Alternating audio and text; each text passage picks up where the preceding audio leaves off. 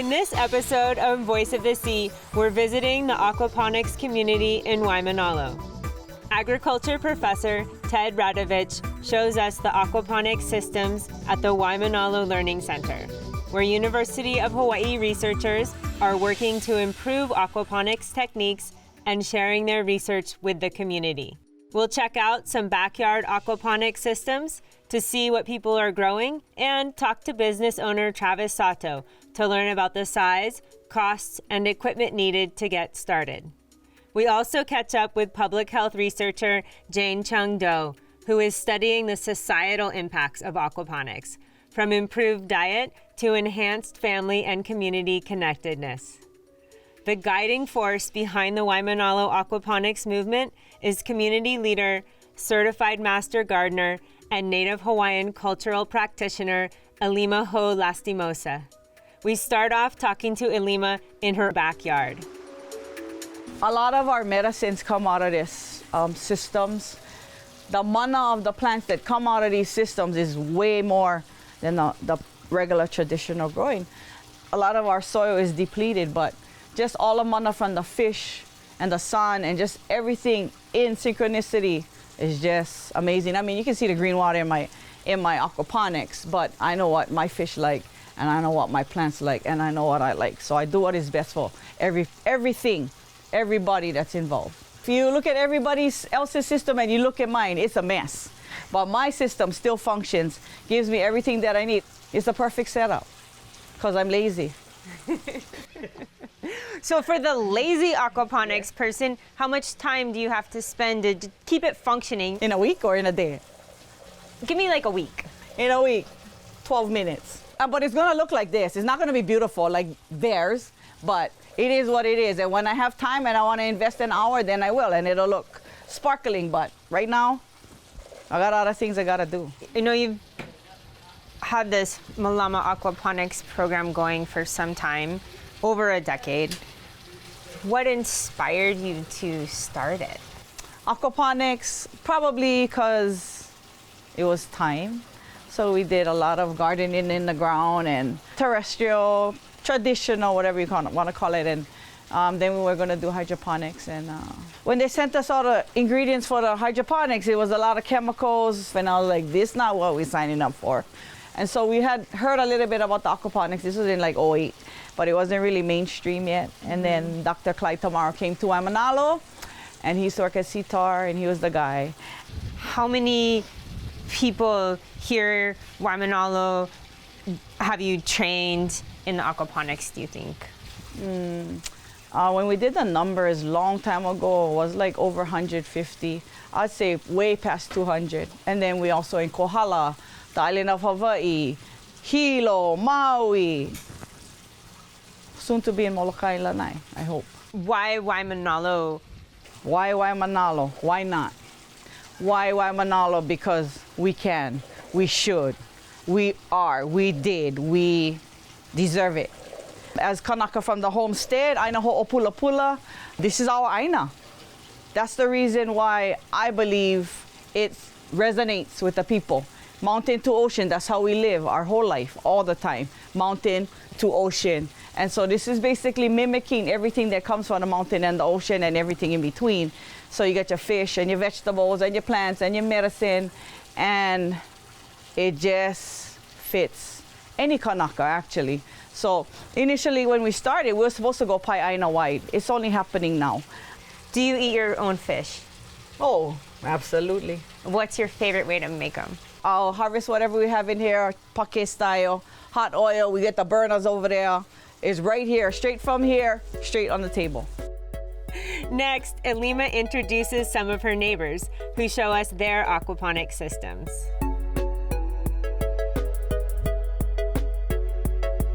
About how long have you had this home aquaponic system? I think about 2 years this summer, yes. And you did the whole Malama training program? I did. And how was that helpful in sort of setting it up and learning what to do? Well, that was the key thing to go through step by step. They taught us from beginning to end how to set it up, how to keep it clean, how to keep it going. And that's led to the success of me still having my aquaponics. Now that you've had the system running, it's been a couple years, what are the main benefits for you? I think health benefits is definitely key. Mind, body, and spirit in whole, really. Not just eating, but eating the things that I produced from taking care of what I've learned to take care of. I've made the system, I've kept it clean, I've kept it running, and produced the food that I can eat out of it. And through that health benefit, it also feeds my soul as well. About how much time do you think you put into the system on a daily or maybe a weekly basis? Of course, every day I have to feed my fish and keep them happy and healthy. And then I might prune a little, but maybe once a week I'm really paying attention to it. Once a month I might clean a little bit more than usual, but otherwise low maintenance on a daily basis. And what types of vegetables are you mostly growing? Right now I'm growing lettuce and Swiss chard, some spinach. I have mizumi and some onions here or there, but mostly lettuce products that I like to enjoy in my salad daily. And what about the fish? Do you eat your fish? I do eat my fish because we grow them and we eat them. So what we were taught. We don't let it go to waste, and nothing is gone to waste, which is the benefit as well. And so I fillet the fish, flour panko, egg wash, and fry it, and it's amazing. A lot of people don't like tilapia in Hawaii because we're privy to so much great fish, but it's actually really great. And I know exactly what my fish are eating, and I've put my malama into it and my love, and so when I eat it, I love it too.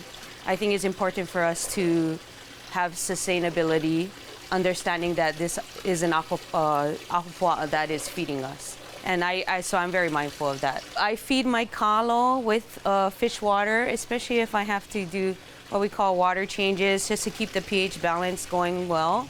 So I might have to add some fresh water. So I fertilize a lot of my plants. All the tomatoes came out of my aquaponics, and then I transfer it over, and I continue to fertilize a lot of things with the water that I have here. How much did you pay to get your system started? Because we were a part of the Malama Aquaponics program, everything here you see came to me for free and as a blessing, as long as I continue to work hard and do what I was supposed to do and make my little akupua'a successful.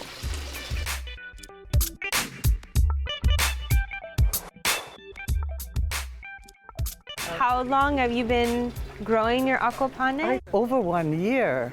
What do you have growing? For one thing, the fish and Thai, basil, and kalo. I feed my family with the kalo. So I feed them 2 times.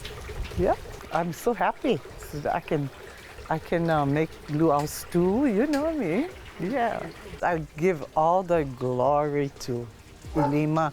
She helped me so much. So your aquaponics is kind of acting like a nursery area to get your herbs going, your medicinal plants. Yeah. And then when they get big enough, you move them out. Yes. And I'm doing the same with the kalo too. I'll put the taro plant in here, let it get established, and then I'll transfer them out. My focus is Hawaiian herbs, Hawaiian plants, but then I still do want to grow everyday vegetables like romaine lettuce, cilantro, manoa lettuce, and green onions. And what about the fishes? The fish, I haven't eaten them yet. That's why they're so big. But I've been giving, like my family members, like my brothers would come, I would tell them to take them home to my dad.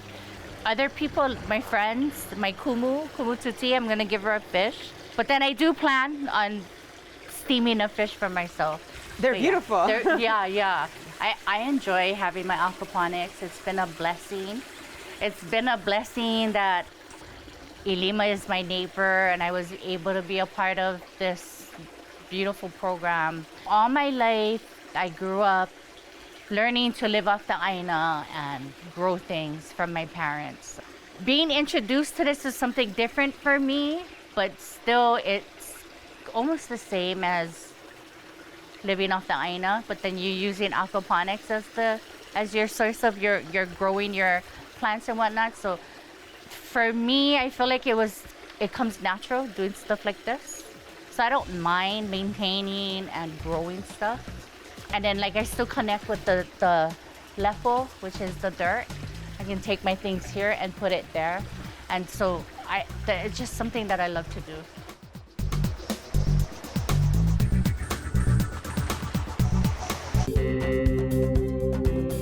The University of Hawaii's Sea Grant College program focused on Hawaii's coasts and its communities through sustainable development, safe seafood supply, sustainable coastal tourism, hazard resilience, and healthy coastal ecosystems.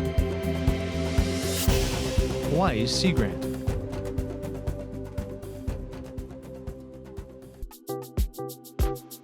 Jane Chung-Do is a UH public health researcher studying community-level health and disease prevention.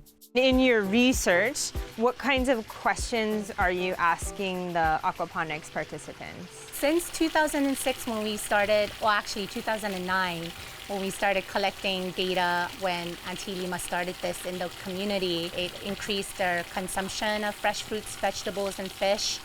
It made them think about food differently. It changed their eating habit. It helped offset their grocery bill. It also was therapeutic for them. It was a stress reducer, and it also connected them to their cultural identity as Hawaiians. We've been also looking at, does it mitigate cardiovascular risks? In Hawaiian communities, we see high rates of cardiovascular diseases and diabetes. So we're trying to also look at how having an aquaponic system and being part of the Malama program is changing or mitigating that risk. And do you have data about that so far? Yeah, so we collected the data. We collected A1C, so hemoglobin A1C, cholesterol, BMI, blood pressure, and hip to waist ratios. Our preliminary results show that there's some potential, exciting impacts. I know as you're looking to expand and bring this Malama aquaponics program to places outside of Waimānalo, who might be good candidates?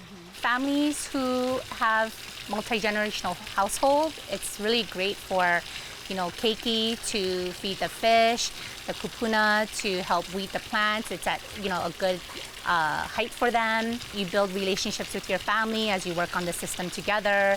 You build relationships with other families who are a part of the program with you. And you also build relationships with your food. And I think that's really the foundation for Native Hawaiian health. That's what our families talk about the most when we ask them what was the biggest benefit, and it's really about this connectedness to the aina, to the ahupua'a system, to their cultural roots, and to one another, and to the bigger community. And what we see is that people grow so much food. The aquaponic system typically will grow more food than one family really needs, so they'll exchange the extra food that they have with their neighbors, with their other family members. This food system that was already there with Native Hawaiian communities and culture that we're bringing back and restoring. We do have a website. We also have a Facebook group, a Facebook page, and an Instagram. People can contact us there. We have a Gmail, malamawaimānalo@gmail.com. Aloha everyone. We are going to catch some tilapia today. What size one? Mahalo. Tilapia. So you can, throw in other kinds of herbs and things that you like. It's good. What you think? Good. Oh. How is it? Did you try it? Oh, it's good. Ted Radovich leads the Waimānalo Learning Center at the 128-acre UH Waimānalo Research Station. I'm born and raised in Waimānalo, blessed to still be living in Waimānalo. Aquaponics has been very important here at the station, at least since 2012. Almost any vegetable you can think of just does very well when the system's going. And not just vegetables, mamaki, kalo, especially the laʻau, the leaves will do very well. Ava, for those who know ava, I hope will be impressed by the root mass that we can grow here. It's a great system to have because we will keep all kinds of plants in there that we can use not just in aquaponics, but take it up mauka and plant in our fields as well. The cinder-based aquaponics systems is in ecology. It's really a artificial soil. There's all kinds of biology in here, and there's worms. Oh, I see one. Yeah. One of the first things we wanted to do was at least demonstrate that yield and quality of vegetables that grow in aquaponic systems were at least as good as plants that are grown in the ground. That was the early work. And the answer is really it grows just as well, and the quality is just as good, sometimes better, depending.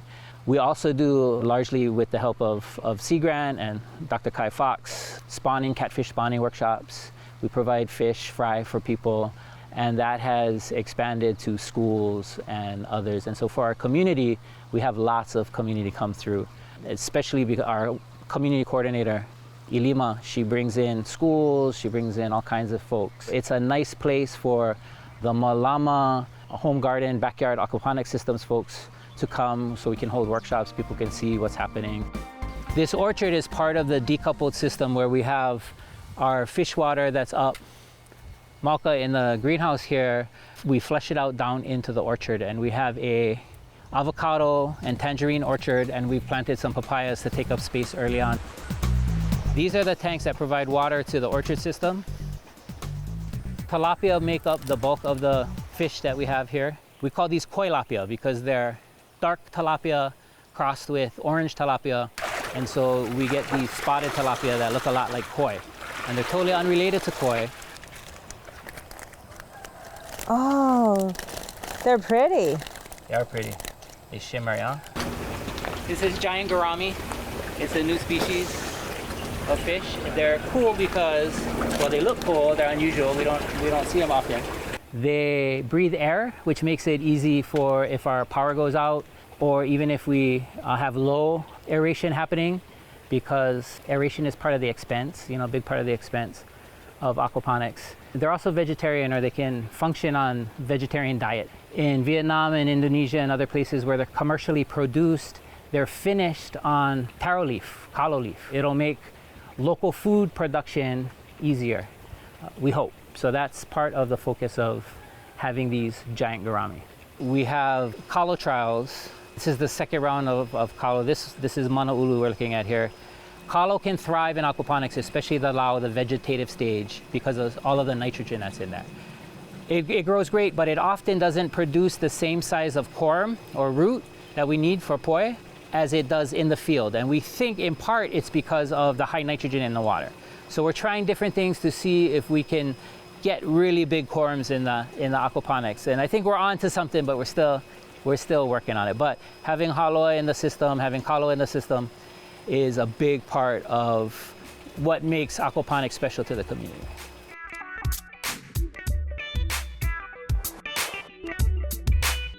We are looking for a few heroes, mentors, trailblazers, innovators, a passion to change lives, spark curiosity, open hearts, and awaken minds, help students answer the question, who am I?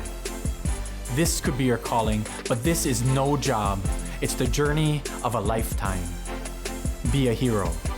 Be a teacher.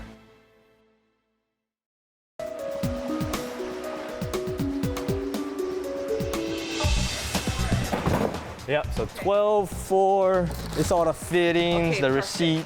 What is this, for a kilo, right? Oh, kona. Oh, kohala. Okay, see you, Lima. Travis Sato is the owner of Aquaponics Place in Waimānalo, providing supplies and a space where people can go to learn about aquaponics. Here at Aquaponics Place, we try to be a one-stop shop for everything aquaponics. So we sell everything from the pre-made systems to ways to expand, from the fish to the seeds. So everything you need for aquaponics, we should have. And I saw in the back, you guys actually seem to manufacture, you build some of custom setups? Yep. So we had to make certain things for the systems. So like the tables and the siphons and whatnot. Can you kind of walk me through what's a basic setup? Okay, yeah. So main components for aquaponics would be definitely your grow bed, where your plants are, grow media, and then grow media, we like to use the expanded clay. Drainage system, most popular is a bell siphon, table, pipes, fish pond, a water pump, and then a couple filter pads, and then some test kits. test kits for what? So pH is the main one, and then other people like to test for ammonia, nitrite, and nitrate. So these are kind of examples of your different size systems? Yeah, so this is an example of a basic aquaponics system. This is our smallest one, 2 foot by 3 foot grow bed with a 30-gallon pond. We call this one our medium kit. Okay. And then it's about 3 feet by 5 feet for the growing area, and then it comes with an 85-gallon pond. And then because all of our systems they're ebb and flow systems, the water goes up and down. That's all from the bell siphon in the middle. Can you explain how the bell siphon works? Yes, so the bell siphon, how it works is it's a balance between the water flow going in and the resistance going out through the drain pipe. As long as the balance is right, what's gonna happen is the water in the grow bed will fill up to a certain height. Once it reaches that height, a siphon's actually gonna start. And then the water level will actually drain down, and then it'll gurgle a little while, and then it'll stop, and then it'll fill back up again. The purpose of that is you can grow more variety of plants. Yeah, without the bell siphon, what would happen is the water would fill up, stay at a constant height, and just overflow down, which is fine, but not all plants can handle being in water 24/7. So with the bell siphon, you give your plants a break from the water. And that's why you can grow pretty much anything with the siphon. This is really Yeah. beautiful. Yeah, so this is called an NFT channel. This is an easy way to expand systems. What's good about these channels is the roots are always wet. Yeah, so only like green leafy plants can grow this way. But what's good about it is it's real lightweight, and it doesn't affect the water level in the fish pond at all. Can you point out to me the different kinds of things you have growing here? Tea leaves, Hawaiian chili pepper, romaine lettuce, green onion. This is a variety called red fire lettuce. And you got some roses behind you. Yeah, so I mean, we try all kind in the aquaponic, and especially the ones with the bell siphon, because you can grow almost anything. So we have roses, basil. This is the cholesterol spinach plant, supposed to be real healthy. This is cranberry hibiscus. So it's basically whatever you guys want to try to grow, you can. So this is where we stock all the fingerling tilapia. So people who want to come in and buy tilapia and use the tilapia as their fish for their aquaponic systems, we have them here. For tilapia, a lot of people come in just to raise tilapia now. Like not in aquaponics, in just their pond, because they're a little nicer looking than the river ones. What is your kind of typical cost from like the smallest system to just, you know, your typical large home backyard? So our systems range from the small system from about $300 up to like we call it our 3x8 system. That one's about $1,400, and that's for everything. So the only thing you would need to get would be the blocks and then your fishing plants, so whatever you want to raise. The blocks, like the cinder blocks. Yep, that's what we use for the legs. Yeah. Gotcha. And then like maintenance over time, say on an annual basis, once you're up and running, can you estimate for me a cost? Kind of the only cost would be like the food, like the fish feed, which is pretty inexpensive because like a 5-pound bag is about $10, and that 5-pound bag will last all of our systems a few months at least. Backyard aquaponics systems in Waimānalo are increasing residents' access to fresh fruits, vegetables, and fish. Your neighborhood can also become a hub for aquaponics, leading to a healthier, more self-reliant and resilient community. Learn about the Malama Aquaponics program and the tools, knowledge, and skills needed to grow food in your backyard at voiceofthesea.org. Follow us on social media at Voice of the Sea TV. Mahalo for watching Voice of the Sea. Exploring Our Fluid Earth is the dynamic curriculum developed by the University of Hawaii's Curriculum Research and Development Group.